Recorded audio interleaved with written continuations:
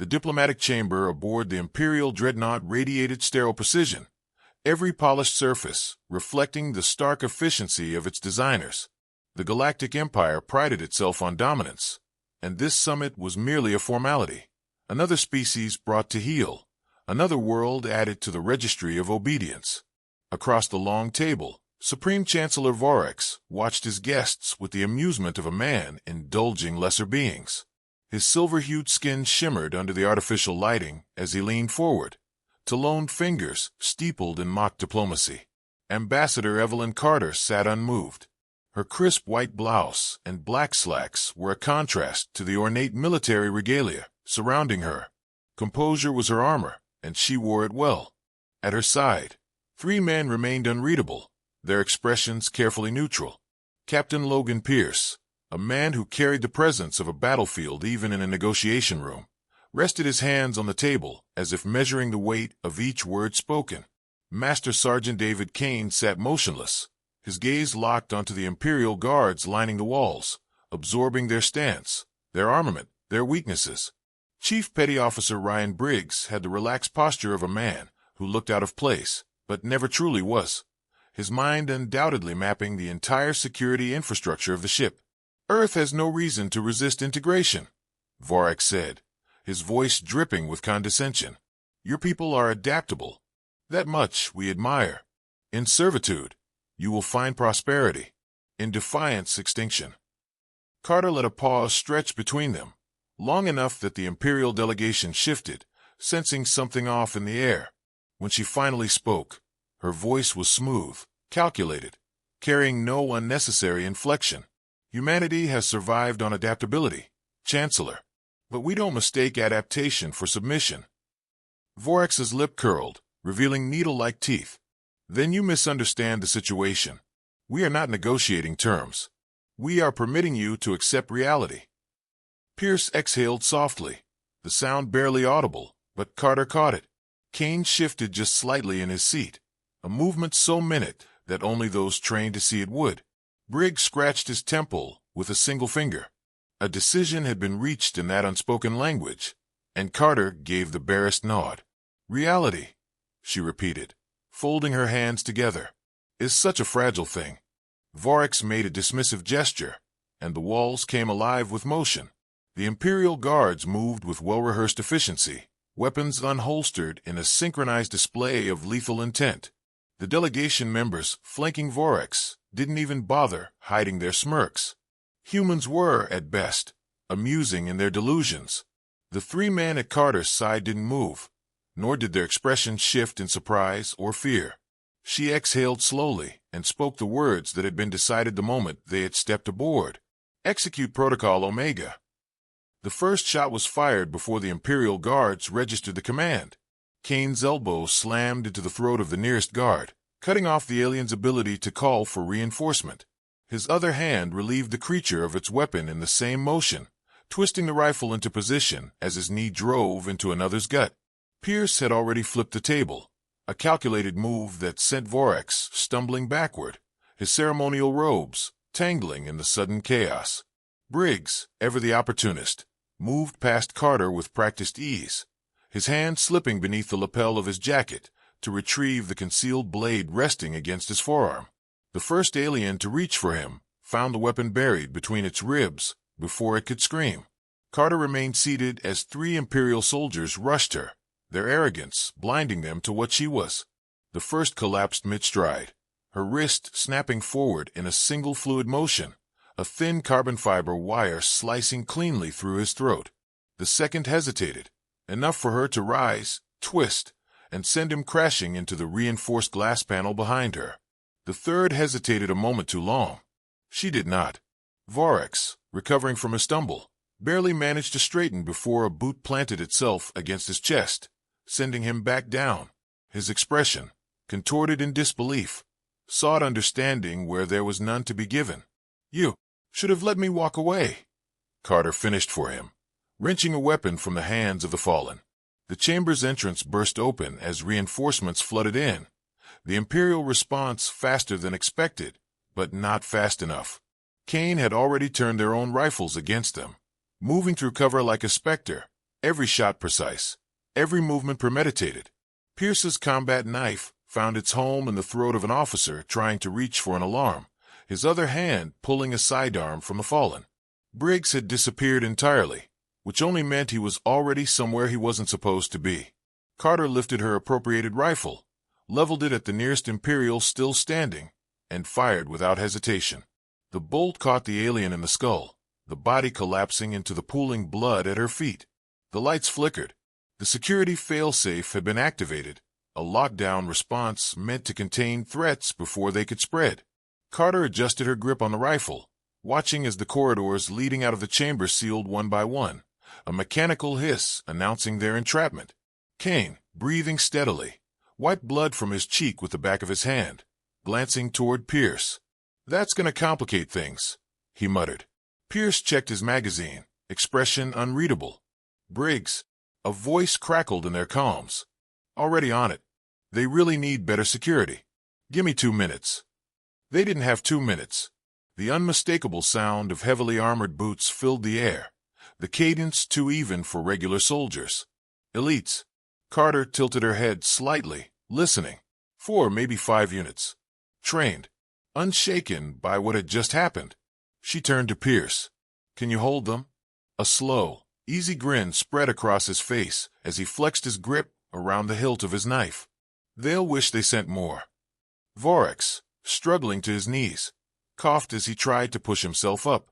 His gaze met Carter's, and for the first time, he saw something in those eyes that sent an unfamiliar sensation crawling up his spine. "Fear." What are you?" he managed.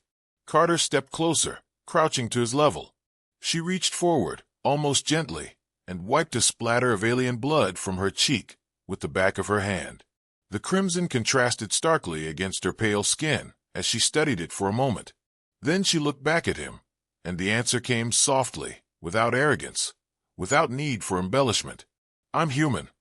The chamber lights flickered again, and the lockdown override engaged. The doors unsealed, Briggs having done his part. Carter straightened, adjusting the cuff of her sleeve as if nothing at all had happened.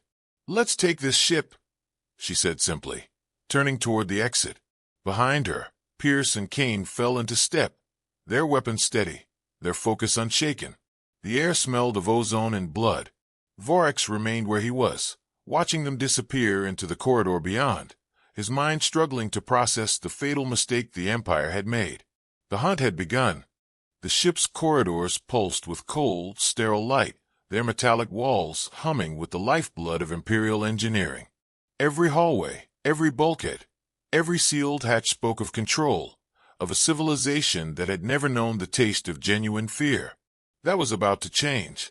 Carter moved with a practiced pace, her rifle held low but ready, her mind already dissecting the layers of the enemy's response. Behind her, Pierce's footfalls were measured, Kane's breathing even, Briggs somewhere ahead, a ghost in the machine.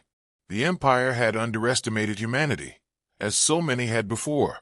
They believed control was absolute, that power was a simple equation of numbers and force. But power was understanding weakness, and right now, the Empire had exposed its own.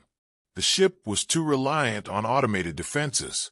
Its crew, though trained, had grown complacent beneath the shadow of Imperial doctrine. They had been taught to expect submission, not resistance, and certainly not from a handful of diplomats who had just slaughtered an entire security team. The element of surprise was still theirs. Their advantage wouldn't last long. Briggs' voice cut through the earpiece, hushed but laced with amusement. "They're still scrambling. Running security overrides now. Should buy us some breathing room." "Not enough," Carter murmured. She could already hear the distant echoes of movement, units deploying, coordination tightening. Their reaction time was accelerating. "Where's their command hub?" "Mid-deck. Heavily shielded.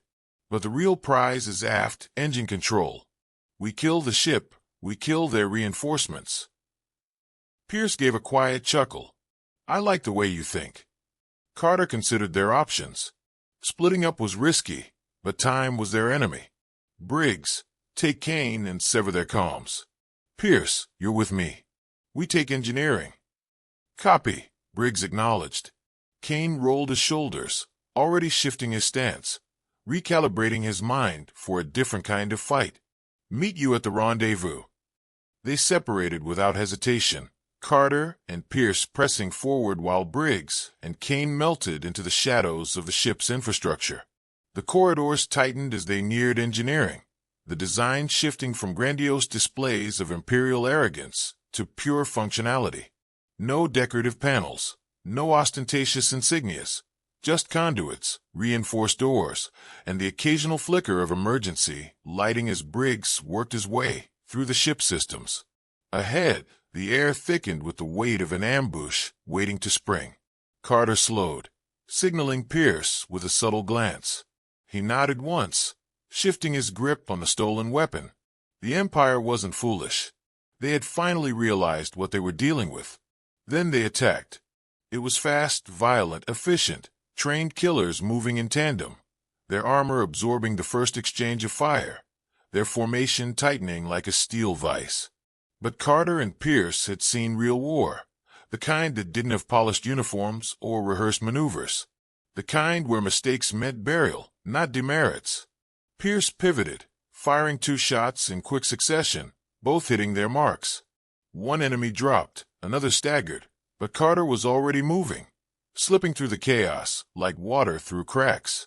The butt of her rifle struck an exposed joint.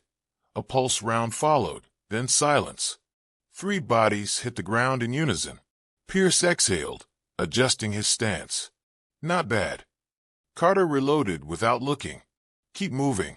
They breached engineering, the scent of coolant and ozone thick in the air. The core pulsed in the center of the chamber, its energy humming beneath reinforced shielding. Techs scrambled at the terminals, their expressions torn between duty and survival instinct. One reached for an alarm. Carter's shot took him before his fingers made contact. The others froze. Out, she ordered. Now. They didn't hesitate. Pierce moved to the main console, scanning the controls. Briggs, we're in. Talk to me. The response came swift. Locking down doors. You'll have 5 minutes before they bypass me. More than we need, Carter said, stepping to the primary control node. She assessed the system, fingers dancing over the interface, overriding safety protocols with a cold efficiency that mirrored the Empire's own designs. Their technology was powerful, but it wasn't foolproof. Nothing ever was. Pierce worked on the secondary systems, rerouting energy grids, disabling emergency backups. The goal wasn't destruction, it was paralysis. The moment they severed main power, the dreadnought would be a floating coffin, vulnerable to the very tactics it had been designed to unleash upon others. 3 minutes, Briggs warned. Carter finished inputting the final sequence, stepping back as the core's glow flickered. Done. The ship shuddered. Lights dimmed, then pulsed red. A hollow silence swallowed the chamber, broken only by the distant echo of failing systems. That's our cue, Pierce said. They turned just as the doors exploded inward. Imperial elites stormed through, their armor gleaming under the emergency glow, their weapons raised with the precision of men who did not hesitate. The lead officer barely had time to issue a command before Carter and Pierce opened fire. The first wave dropped, but more poured in. Suppressive rounds hammered the consoles, shattering displays, filling the air with sparks and smoke. Carter ducked behind cover, shifting her weapon to single fire. Controlled shots. Measured breath. Pierce moved in tandem, his blade a flash of steel as he closed the distance, finding the gaps in their armor, cutting through the illusion of their invincibility. They were outnumbered. Didn't matter. The ship was dying, and with it, the Empire's certainty. Carter pivoted, catching an approaching soldier in the throat with the butt of her rifle. He staggered, and she finished him before he could react. Pierce drove a boot into another's knee, his knife following through, a silent execution. Then silence. Bodies littered the floor, the smell of burnt circuits and blood mingling in the stifling air. Carter straightened, pressing a hand to a fresh gash on her forearm. Not deep. Not important. Briggs' voice crackled through. You guys still breathing? Mostly, Pierce muttered. Good, 'cause you've got more company incoming. And they're mad. Carter exhaled slowly, glancing toward the flickering core. The damage was done, but their window was closing. Reinforcements would overwhelm them soon, even with the ship crippled. Regroup, she ordered. We move to extraction. On our way, Briggs confirmed. Carter turned to Pierce. Let's finish this. He grinned, wiping blood from his blade. Wouldn't have it any other way. They stepped over the bodies and disappeared into the failing ship, the sound of alarms wailing behind them.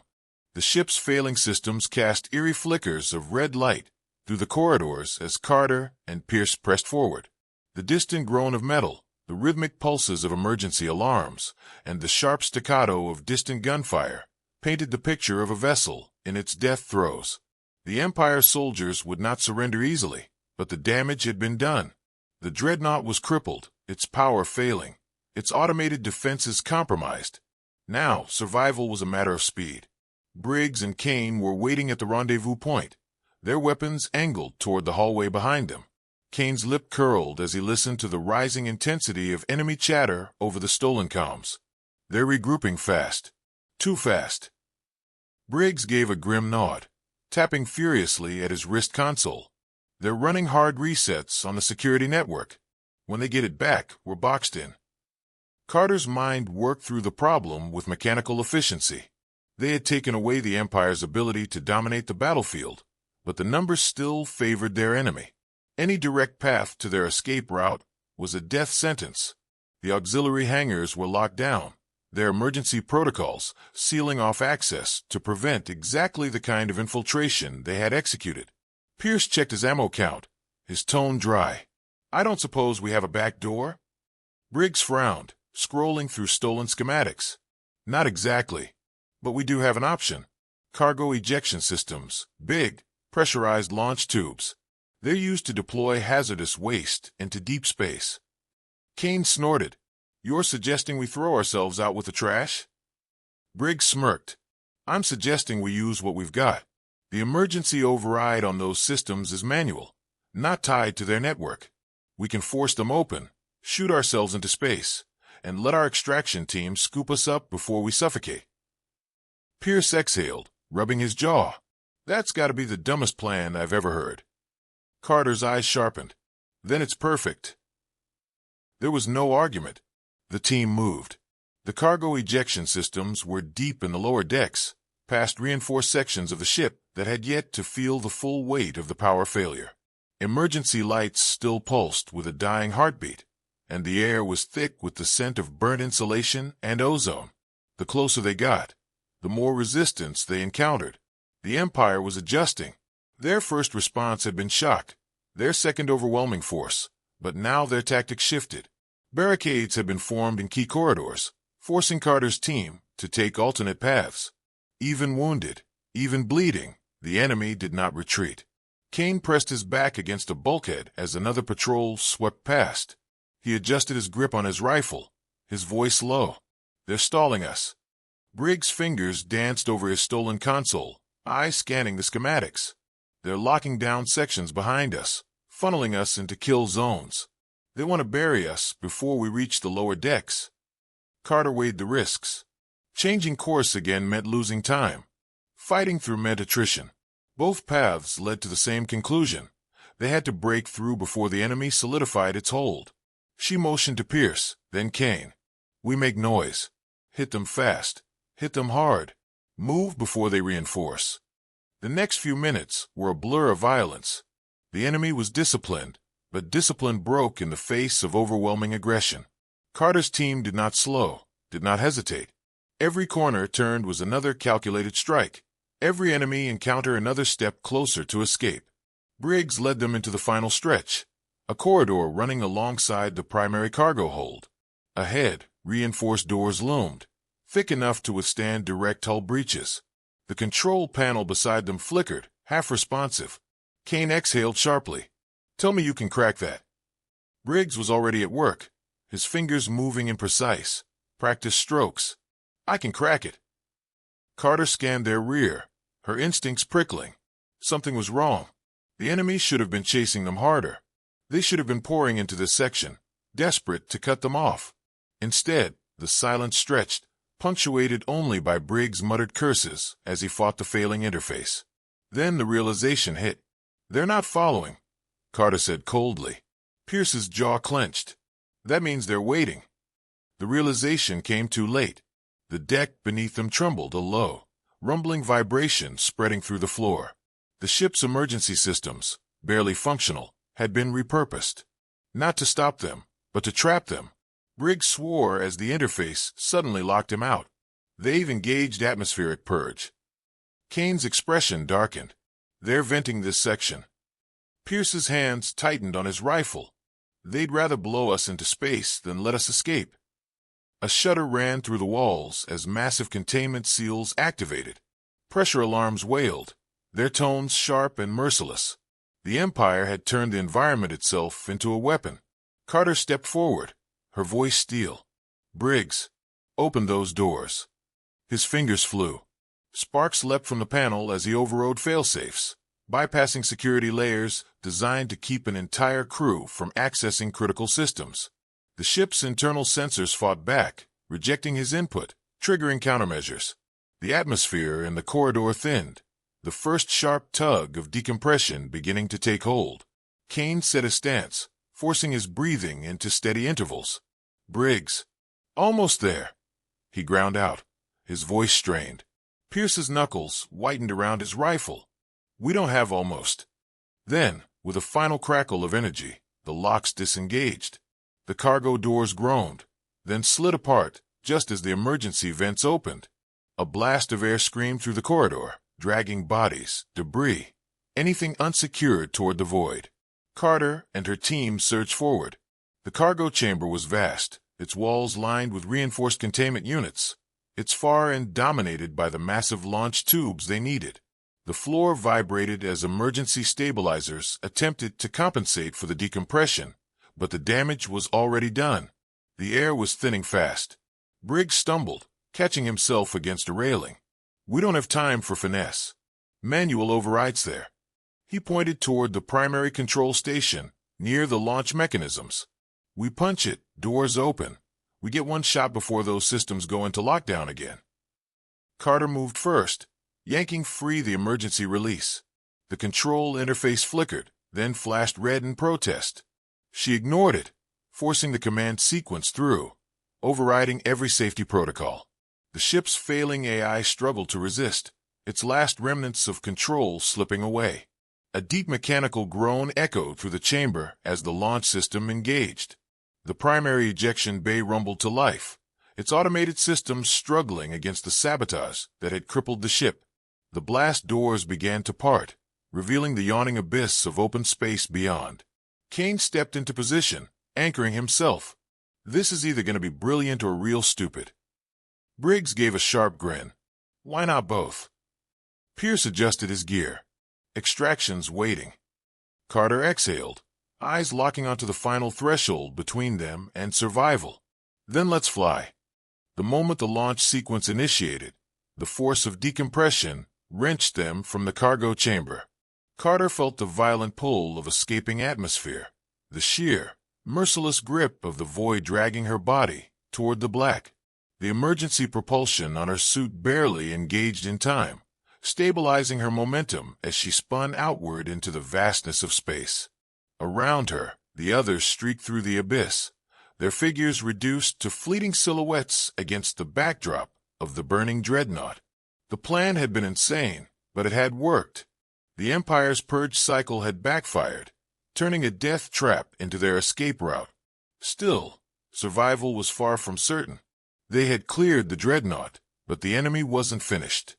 The warship's surviving batteries adjusted, massive gun placements rotating to track the fleeing figures. The ship's automated defenses, crude but still functional, had one final act to play. Kane's voice cut through the shared comms, strained but clear. "Railguns locking. They're not letting us go clean." Briggs fought to stabilize his trajectory, his HUD flashing warnings. "They're firing blind. Targeting systems are shot, but if they land a hit, we're done." Pierce checked his distance to the rendezvous. recalibrating the timing. We're too far for pickup. Extraction ship's not going to make it in time if we just drift. Carter adjusted her angle, her mind already parsing through solutions. The Empire had designed these ships for brute force, not finesse. The railguns weren't precise, not against targets as small as human bodies, but their spread could still turn them into shrapnel. Waiting for rescue was a death sentence. That left only one option. "Briggs," she ordered, "find us propulsion." He didn't hesitate. His hands moved over his interface, scanning residual energy readings, emergency thruster systems, anything that could be used. His voice came back sharp. "Ship's got auxiliary ejection bursts, small thrusters for course correction after dumping cargo.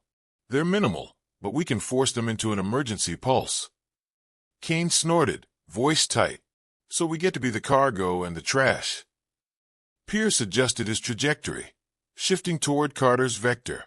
Better than floating target practice. Briggs bypassed the ship's dying AI, forcing a manual override.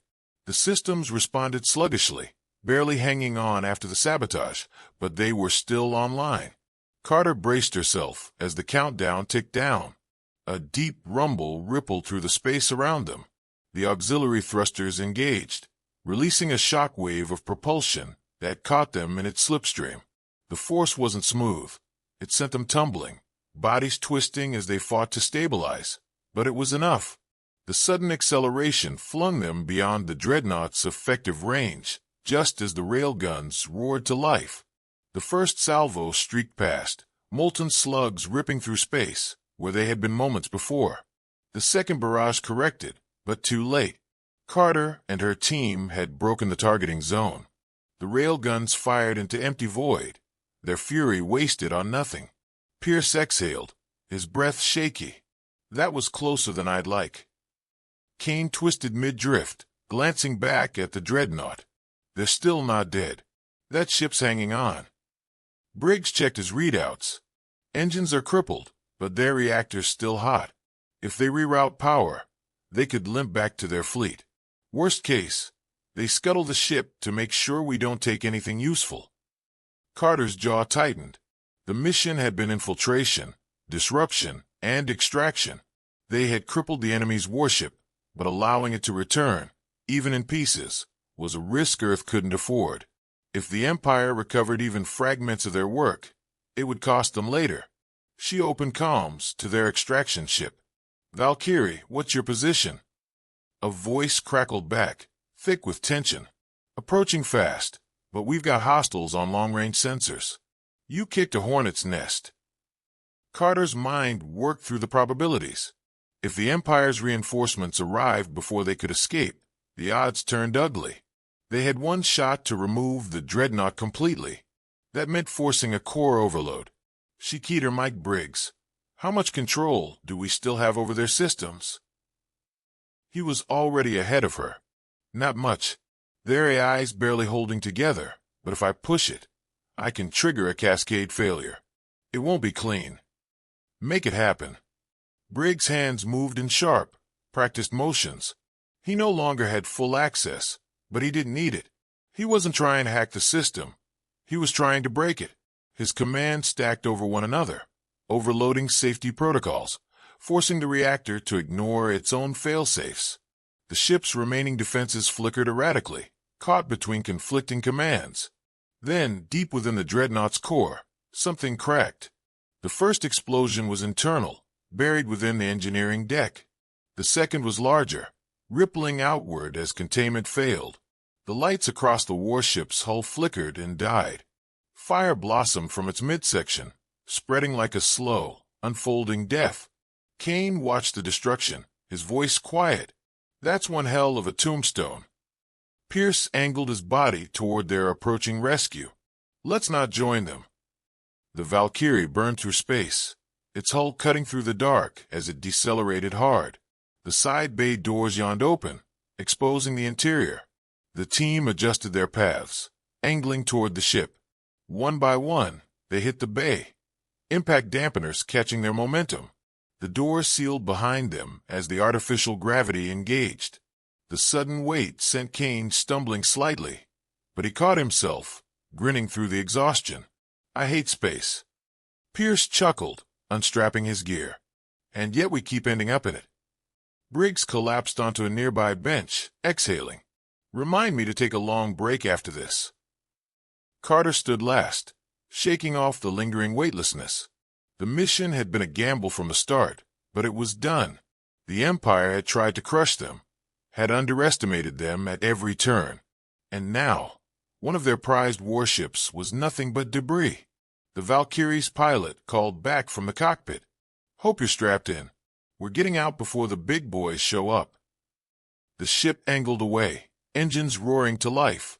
Outside, the remnants of the dreadnought scattered, breaking apart as secondary explosions consumed what remained. The Empire had lost a weapon today, and they had learned, in the hardest way possible, that humanity did not die easy. Carter turned to her team, nodding once. We're not done yet. Kane snorted. Figures. Pierce cracked his neck. Let's just hope they don't try this again anytime soon. Briggs smirked. They will. Carter's gaze darkened slightly, her mind already turning to the battles yet to come. The Empire had declared war on humanity, certain of their own superiority. But they had made a fatal mistake. They thought they were hunting prey. Instead, they had woken something far worse,